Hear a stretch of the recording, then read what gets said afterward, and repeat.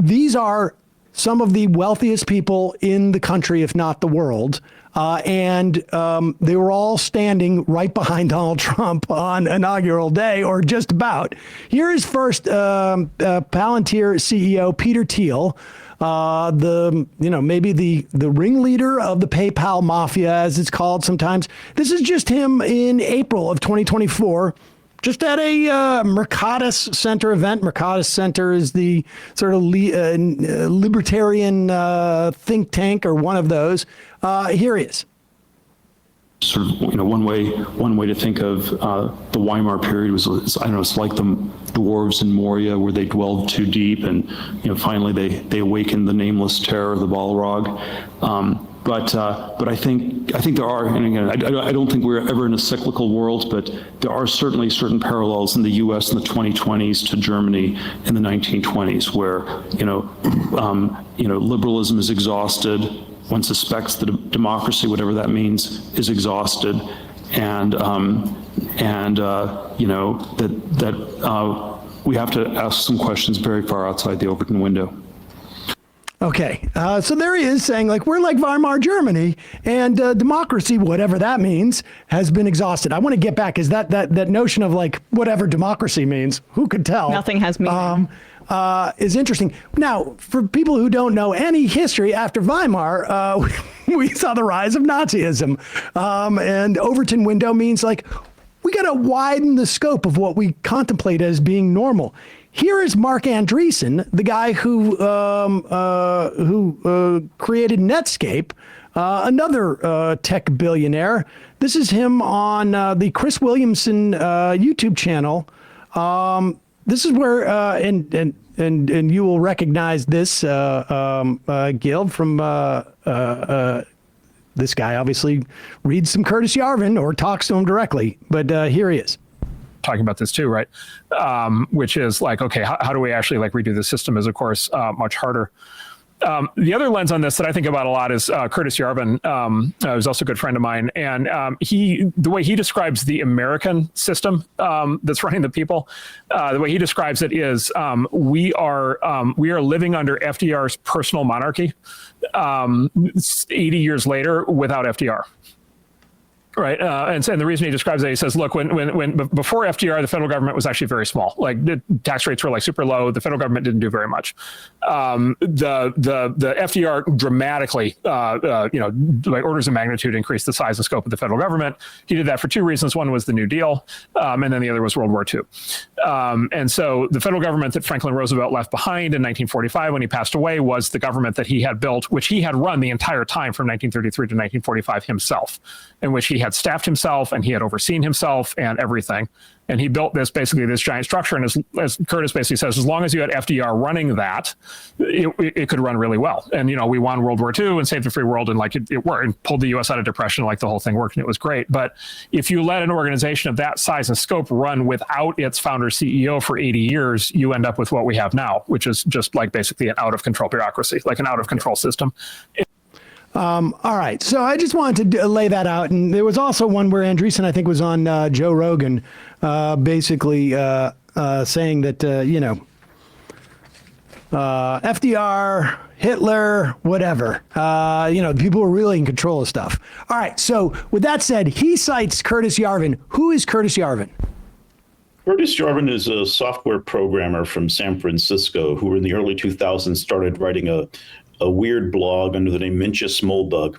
And in that blog, he outlined a lot of these ideas for getting rid of democracy in favor of a corporate monarch or dictator and running territories instead of by government, by corporation. For example, his idea for San Francisco was something called FriskCorp, which would be a corporate-run San Francisco where you need a special card to swipe it and swipe out. At every moment in FriskCorp, you're under constant and total surveillance. They know every single thing you're doing, even if you're in your house. And this is what guarantees the safety of the populace. Of course, he's only reinvented the totalitarian government of Orwell's 1984. But one thing you find with these guys is they think all the villains of science fiction and speculative fiction are the heroes, and they seek to emulate them. So I often hear from people that this is Snow Crash, this is Parable of the Sower, etc. They're all right. And that's the basic idea here. You get a lot of gobbledygook from guys who think they're really smart, but are actually saying really dumb and dangerous things. and now are sadly very close. They're in control of the federal government in Washington. And that's what's kind of shocking about it. When I started this work last year, I felt like a lot of people, even people I know in a long time, viewed it as sort of a conspiracy theory. And, if Kamala had won, I would look like a guy who had way overreacted to a few weirdos in tech. Even billionaires were criticizing me, saying, nobody takes these guys seriously. This is just a journalist trying to be in the New York Times someday. And I wish that had all been true, because what's happening now is even scarier and worse than I thought. And so Yarvin's idea is that Americans have to get over their dictator phobia, he said. And the way that we do that is by installing a CEO to be like the shadow president and to destroy American government from within through something he calls RAGE, R-A-G-E, retire all government employees. And that's very much what you see happening right now through DOGE, Doge, destruction of government by Elon, in Washington as we speak. He lifted it. I mean, honestly, I think it is, you were just ahead of the curve here. Here is New York Times' David Marchese interviewing Curtis Yarvin. And this is the longest interview I've seen with him. And it's about an hour long. And there's sort of two segments. And I was struck by how exactly what you're saying. It's a lot of gobbledygook. And this guy's not that bright. It's fascinating. He's asked, why do you think FDR was a dictator or a CEO or a king, whatever? They sort of, they play around with these terms as more or less the same type of thing. And he doesn't seem to really have an answer except for a strange anecdote. But let's just listen to this for a minute or two. This is Curtis Yarvin being interviewed at the New York Times. This came out about 3 weeks ago, I guess. Know Mark Andreessen, and so I sent this piece to Mark Andreessen, and it's an excerpt from the diary of Harold Ickes, who's FDR's Secretary of the Interior. And it's a little diary entry describing a cabinet meeting in 1933. And what happens in this cabinet meeting is that Francis Perkins, who's the Secretary of Labor, comes in to this meeting and is like, here, I have a list of the projects that we're going to do. FDR personally takes this list, looks at the projects in New York, and is like, this is crap, aren't you doing? Like, humiliates Francis Perkins in the Oval Office or wherever they're having their cabinet meeting. And then at the end of the thing, it's like everybody agrees that the bill will be fixed and then passed through Congress. This is just a picture of FDR acting like a CEO. And so, the question of, was FDR a dictator? What does it mean to be a dictator? What does this pejorative word mean? I don't know. What I know is that Americans of all stripes, Democrats, Republicans, and everyone, except for a few right-wing Republicans, basically revere FDR. And FDR ran the New Deal like a startup. Okay. Okay. I don't know. I honestly, like a startup. I'm waiting. Like, what made FDR a dictator in your mind? And he was rude to Francis Perkins the first time she came in, and everybody liked FDR. He ran it like a startup. Well, she was a DEI hire. What's going on here? Like, I mean, I don't want to spend too much time, sort of diagnosing Curtis Yarvin. Although I did note that it seems like every reactionary wears a leather coat on some level. Like, it's their way of saying, I want to take us back to the 14th century, but I'm wearing a leather coat, so this has got to be all new and rebellious. But what? There doesn't seem to be a there. Yeah, well, these are people who are used to talking in rooms where nobody challenges them. So your stupidity gets accepted and you get more competent in it. The other way to look at it is this is a disinformation for dumb people who don't know anything about what he's talking about. And so his cherry-picked anecdotes are used to convince all of these young wannabes in Silicon Valley that, oh, wow, it was a dictatorship, et cetera. There's one quote Yarvin has from a few years back where he says you can go into a bar and say, I think the British should have won the American Revolution. And people will say, yeah, that's cool. Well, try that shit in Boston or somewhere where actually people know about some of these things and see what happens in a bar. So this is a guy who's sort of making up this universe traversed from cherry-picked anecdotes and trying to prove this point. I mean, if I worked in government, I come from government. I spent a lot of my career there. I worked for Governor Jerry Brown. I worked for Senator Dianne Feinstein when she was chair of the Intelligence Committee. I come from mainstream Democratic politics. I'm not on the far left. And everything in politics is a negotiation. Everything is a test of egos and wills. That's designed that way from the Greeks and the Romans. There's a long history of how this works. There are checks and balances. If Roosevelt had been a dictator, then why did we go and elect a bunch of Republicans who hated his whole project in intervening decades? I mean, it makes no sense, but it's not supposed to. We're not the audience for it. The audience is people who don't know history, who don't know what to think, and might fall prey and victim to this revisionist vision that is only designed to convince them that we're already in a dictatorship. It's just a matter of which dictator you want. That's what Andreessen was basically saying. We've been living under a dictatorship without the dictator here, and that's why things are going awry on some level 90 years later. I mean, it's insane stuff, and I want to get to the plan. We got a lot of questions about that as well. But just one more thing that strikes me. Because you have delved into his writing, and from what I've read and heard from him speak, the fascinating thing is he is trying, when he responded later in that interview to like democracy, he defined it, where you heard Peter Thiel say, whatever that means. He defined it as, a desire for the common good, which is not what democracy is.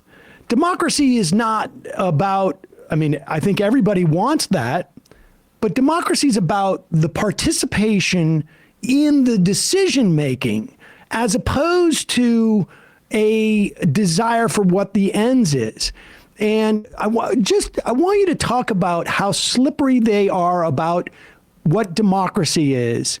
And because there seems to be, with this sort of cohort of conservative thought, the way they strip this, the way they lay this bare is it's all sort of like focused on some type of outcome. And they try and, flatten the differences. Erase the meaning of everything prior to that on some level. Yeah. I would add also, he used an example, and I'm sure you've heard him say this, about if, why would we want, Apple's run by a CEO? Could California, the government agency of making computers, make an Apple computer? Of course not. But that's a very, very narrow sort of like job assignment for government. It's not just we're going to make good computers. There's a whole host of addressing a bunch of different concerns, which is fundamentally about democracy. Will you just talk about that element of it? Yeah, these guys only view reality through their own lens of tech and wealth and power. Having been in government, you have to view it through the eyes of vast constituencies of people, many of whom have different needs or may be at cross purposes. Politics is a tough art to master. A lot of good people fail at it. And so when they talk about things like democracy, et cetera, a lot of their problems could be cured by a poli-sci 101 class. The common good through history has come to be defined as something that the public must participate in defining. What they're trying to say is that, well, there were times where there were monarchs or there were dictators, and the common good was defined as whatever they decided it was. And, they claim things worked better or whatever under those systems, which I think history will prove that they don't. So all of this is pointed toward complete ignorance of actual history, of political theory, of how we got to the system that we have, toward a return to something that doesn't work, always gets overthrown, usually through violent revolution or war, and that would only benefit the richest guys in the room, which is them. So I think, if anybody who's familiar with the basics of political science can see the very juvenile and sophomoric mistakes they're making. But again, these are guys who don't get challenged in the rooms that they're in. And even when they get interviewed by, say, the New York Times, it's a pretty softball interview. This is a guy who's called for a dictatorship and laid out a plan that appears to be being followed. And he gets this glow up, black and white, smoldering photograph of the New York Times. This is a really bizarre time to be living in. You couldn't get these guys to cover this stuff before 3 days before the inauguration, they dropped the Yarvin interview. And believe me, I was talking to people and urging them to do this. And again, I was out there in weirdo land, and now we're all in weirdo land. So yes, but they covered Project 2025, right? I mean, and that I guess is like well, before we get to Project 2025, will you just lay out the plan for us? Because then I think it overlays over Project 2025. Yeah. Oh, you're talking about the plan in the blueprint that Yarvin yes had? Well, in 2022, Yarvin updated his plan to a second Trump administration, and it's called the Butterfly Revolution. He did this on his Substack, and he said that the basic plan would be, and he said, this is all imaginary scenario, a harmless thought exercise, but the idea would be to install a CEO-style dictator while keeping Trump as the figurehead, to then purge career government employees, basically carry out rage, retire all government employees, to weaken these institutions, get rid of any people who are loyal to democracy, replace them with loyal ninjas who would answer to the CEO dictator, not to the democratic process or to Congress or anybody like that, then start centralizing executive power under the executive branch, rebutting the courts, refusing to go along with the laws, just challenging every aspect of the system to break it.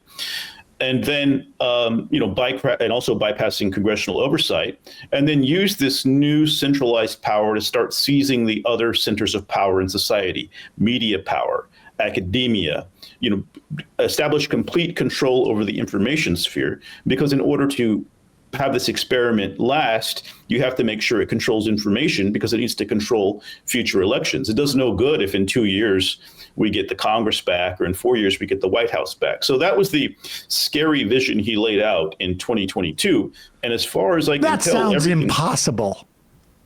Yeah, everything that Musk is doing, again, it could all be a vast coincidence. I'm a skeptical person myself. I'm a journalist. I come from mainstream politics, but it seems to me that they're doing everything on their list so far. And I've come to a point where I'm not going to underestimate these guys anymore. I am going to underestimate all of the people whose job it is to be telling people what's going on. I think if most of the American people knew what was happening right now, they would be very much against it. But no one is saying it. That it's systemic. I mean, that's the thing, is that I think there's this sense out there that stuff is happening willy-nilly, but this is part of a plan. But no, I mean, that was my question, and it's really it's fascinating to see how this pairs with the lack of meaning that they're trying to engender, and the fact that these tech bros have control over our communications platforms. They're able to make that a reality. I mean, everybody's a blue check, and what information is true and what is not.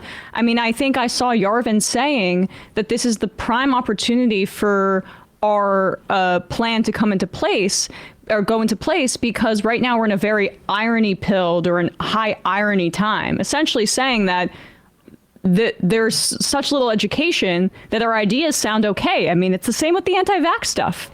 That's where we're at right now.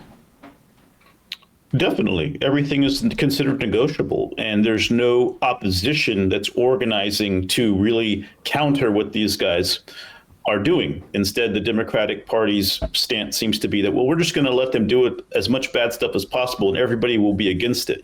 We're starting to see some people stand up and resist it. We've got people like AOC and others. Jamie Raskin said the other day that they're trying to install a tech monarchy. People are creeping toward it. But I think what people need to understand is that this is not random chaos. This is a strategy, and it's a strategy they've been talking about and writing about and bragging about for years. And once you understand that, then it takes on a different meaning. You can make more sense of what's happening. And basically, we've got an unelected, foreign-born billionaire up in our government, destroying it and defying our laws. This is exactly the kind of nightmare our Constitution was designed to prevent. And we need to be very aware of that, because we can stop it, but not if we stay asleep for too long. If these guys are trying to do as much damage as they can, as quickly as possible, because that's their key to keeping power. And I don't mean keeping power for 4 years. I mean keeping power in general. And to see the Democratic Party largely silent, to see the major media outlets not really getting it, is pretty scary. That to me is the scariest thing of all. People should, this is an advanced conversation. Catch up, get your pants on, get your boots on, and get out the door. It's time to go. And I don't really see that happening from the party that, again, I worked for very mainstream politicians for most of my career. Hey, folks, don't forget to hit the subscribe button and check out our daily show. We do it every day at 12 p.m. Eastern for about 2.5 hours. We even take phone calls. You should check that out.